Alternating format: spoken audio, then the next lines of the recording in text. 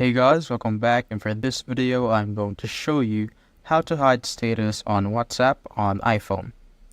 So first what you want to do is open up your WhatsApp. Once you're here, scroll down, go to settings right here on the bottom right corner and scroll down to see the privacy section.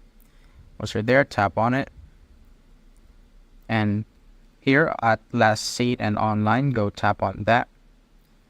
Now there's options right here on who can see your last seen. It could be everyone, your contacts with exceptions or nobody. And who can see when you're online. It could be everyone or same as last seen.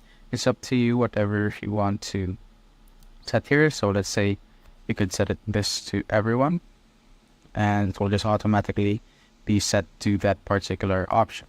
So that's basically it, guys. If you have found this video helpful, simply leave a like below or subscribe because it helps reach more people. See you on the next one.